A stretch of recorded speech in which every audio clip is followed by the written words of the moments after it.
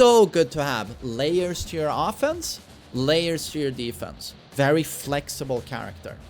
Oh, you're doing your +4 homing mid garbage on me in Season 2?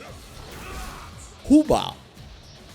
Again, I can't stress enough how good stuff like that is.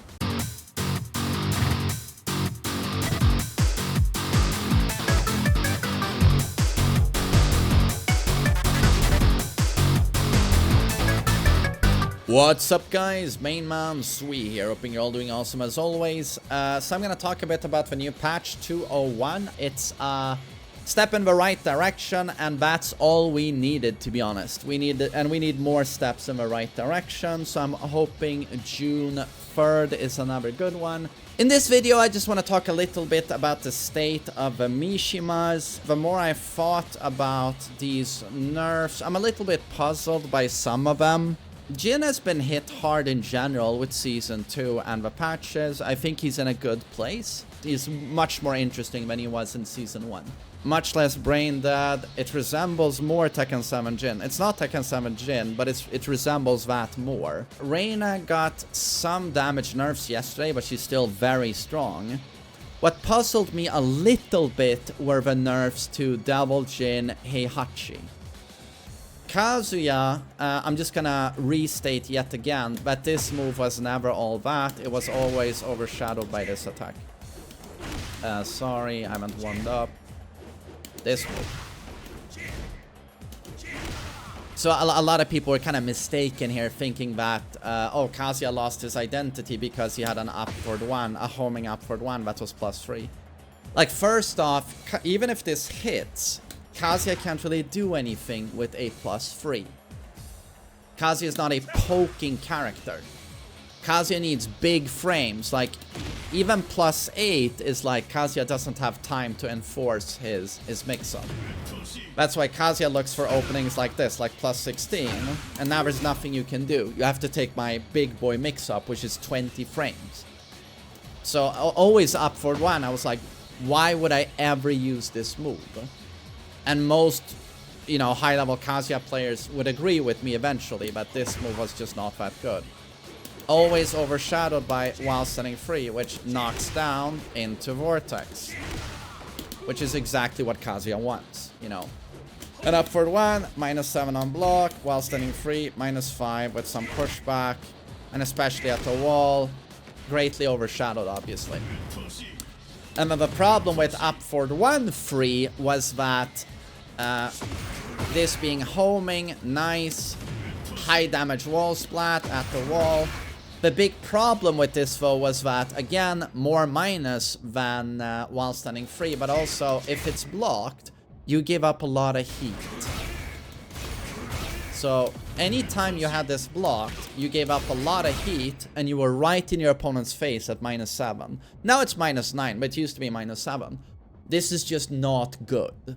You would rather not consume heat and use this. And not use your heat, because your heat energy is insanely valuable with Kazuya, considering how giga strong your options are. Upward one free to me was never a factor, and Kazuya certainly didn't lose his identity. He already had homing mids that got the job done. Or, if you wanted to take a risk, a launching Demon Godfist. But now that they nerfed the upward one free, it has almost no utility. What I used to use this move for, it had some utility for me. Again, I would never use it in the neutral or here. But what I did use it for was when I wanted an Oki wall combo. I would do this, and then pancake flip, and you can Oki. The problem now, though, is that they nerfed the damage of a first hit. So it does quite a bit less of damage.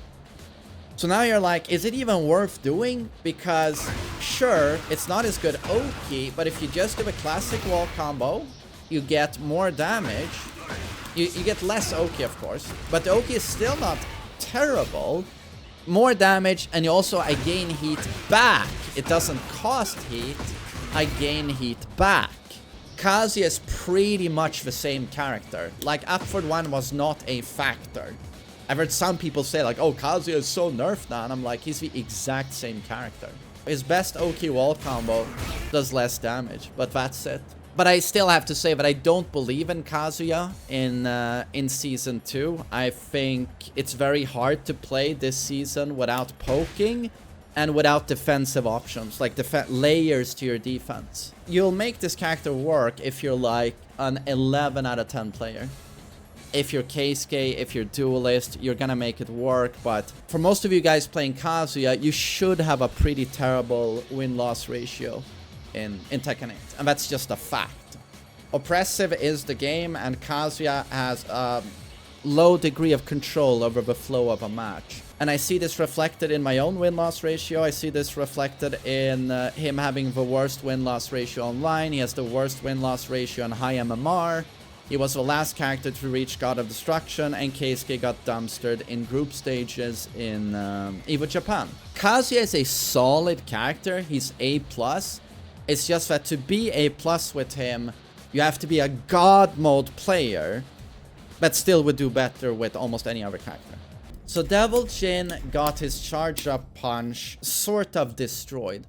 I was happy to see this because I think it's just so fucking cheap. As soon as he starts charging, you can just do a step with no timing towards the right, and it just has no tracking to the right. It has like no tracking. It's completely linear, and you can step at any part of the animation. Any part of the animation, and he will whiff.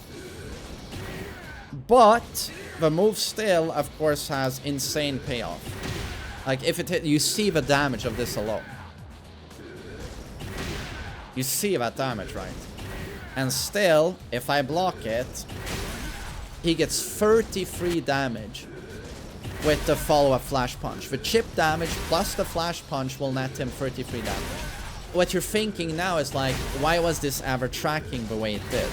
But I wouldn't even say that's the biggest nerf. The biggest nerf is to this, the semi-charge, half charge. This used to be, you know, this used to wall crush like plus 20, and then it gave plus 17 at the start of Season 2 when they removed wall crush, and now it went from plus 17 to plus 5, which is still an advantage, but like, you know, it's a far cry from plus 17, and now it's just not very viable, right, to do this into this, because the charge up takes too long and you only get 5 frames of lockdown.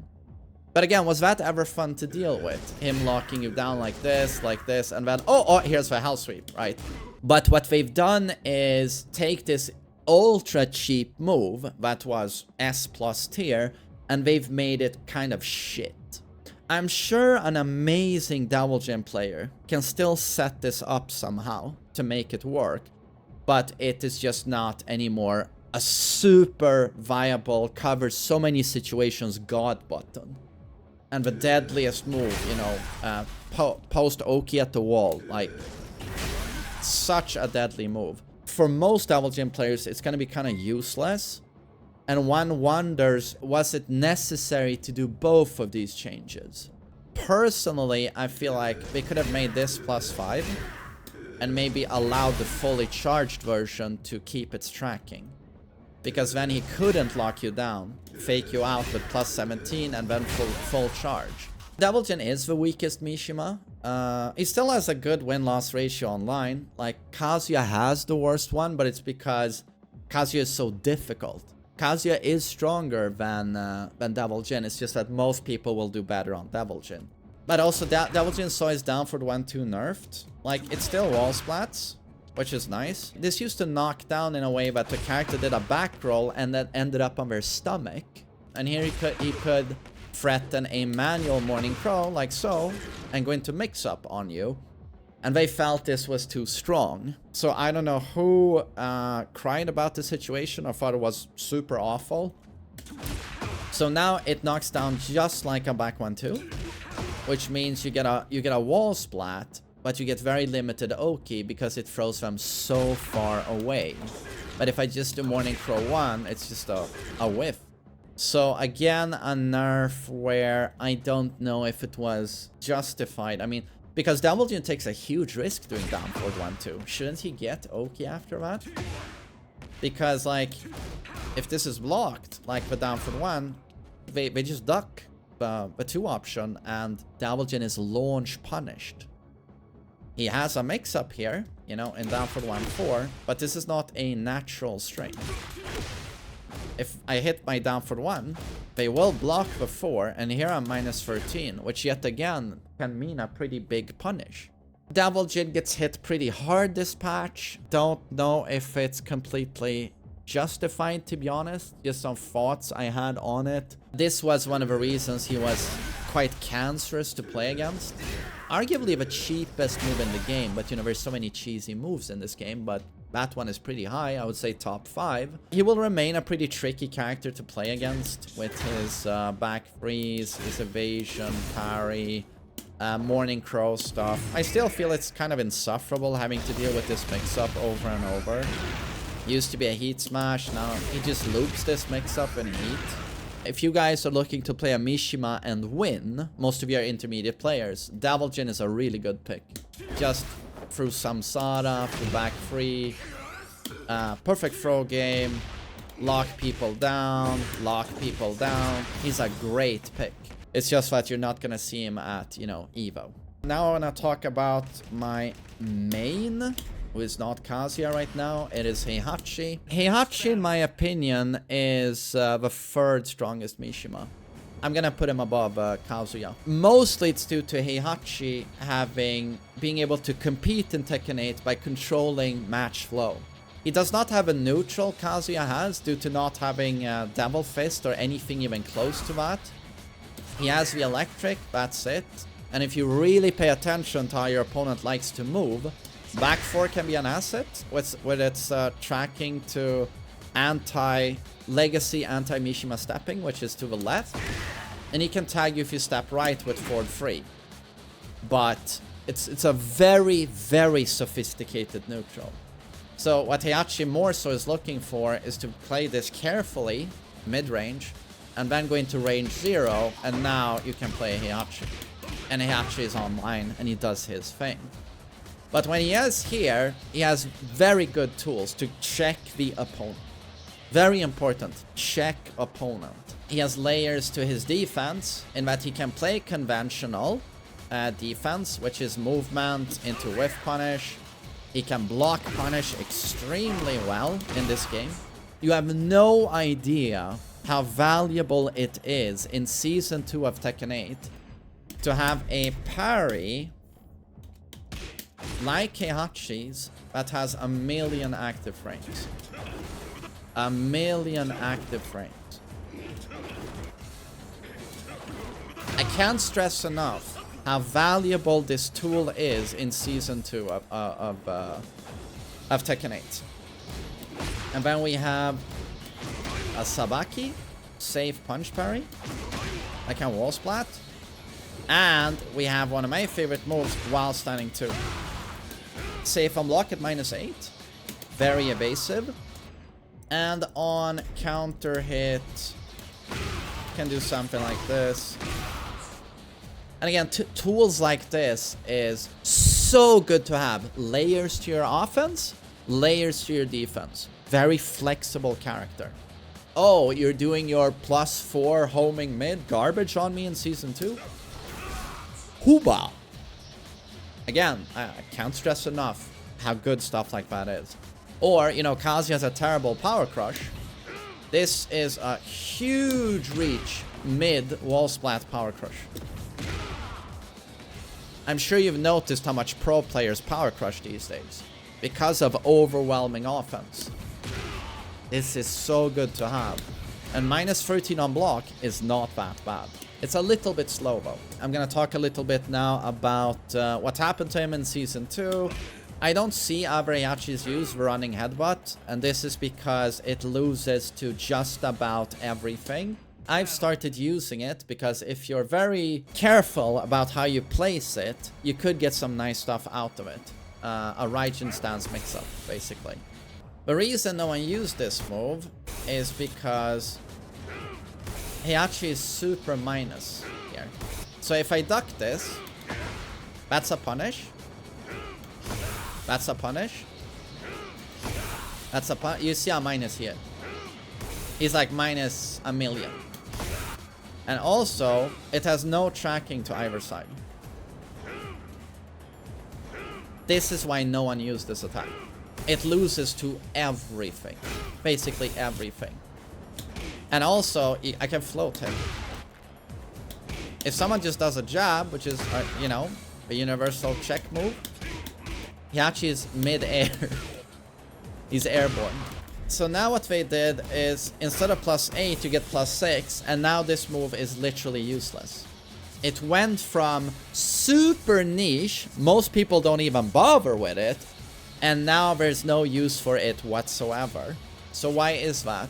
It's because when you make this only +6, if they do a dick jab now, they beat every single option you have in the stance. Dick jab beats every single option Heihachi has.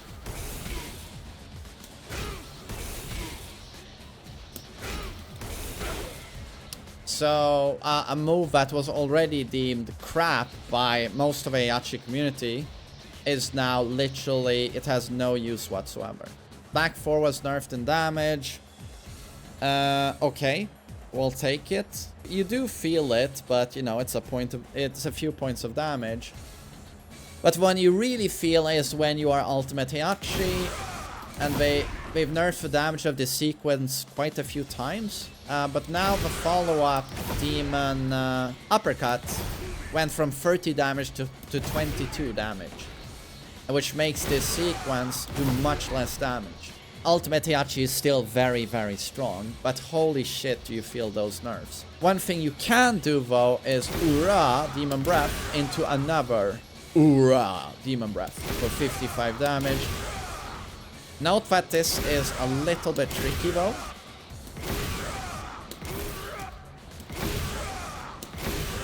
But that's what you want to do now. You want to practice that because it's 7 more damage than this. 7 more damage. That's not like negligible. That's a lot of difference. But so yeah, Ultimate Heihachi does quite a bit less damage, but that's something you can take considering Hidden Electric is safe on block. You have a safe Hell Sweep. It's still super bullshit. It's just that you do significantly less damage. So Heihachi is still strong, solid, but I'm very, very sad to see this move nerfed because I loved the animation. Why they decided to make it completely redundant, I don't know. What a shame. What a shame. Reina saw some damage nerfs, but that's it. Jin is still an extremely strong character. Well, you saw some notable nerfs, like this. You are still so all-round. Like, down 4 is an incredible low. Damage 4, incredible. Scourge is still great with its evasion and reach. And Oki, how good it is for Oki. Hell Sweep is still super strong. And the new Zen 1+2 is super strong. +8 here. And then, you know, we can get into his 50-50 utility. We can get into how much his electric tracks. How strong Demon Paw is. How strong his fucking Heat Smash is still. How he still has a perfect fucking throw game. How he still has insane evasion. You know, should he have that? And how amazing are his combos now?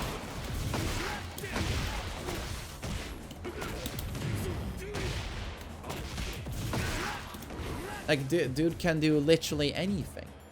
Forward 4.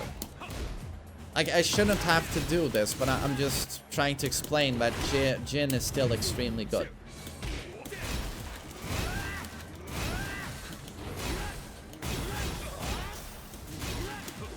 He's still extremely good. Jin is still Jin. You know, his down forward 1 still has insane reach. Look at the reach. Look at that reach. His jab. Can still check with 2-1 from -3. High mid. Jin is a cooler character. He's not OP anymore. He's just a very, very strong character now. But super versatile. Extremely versatile. The most versatile Mishima by far. But so this was just me talking about the current state of the Mishimas. I hope you enjoyed these thoughts, and I hope you have a great day. Take care.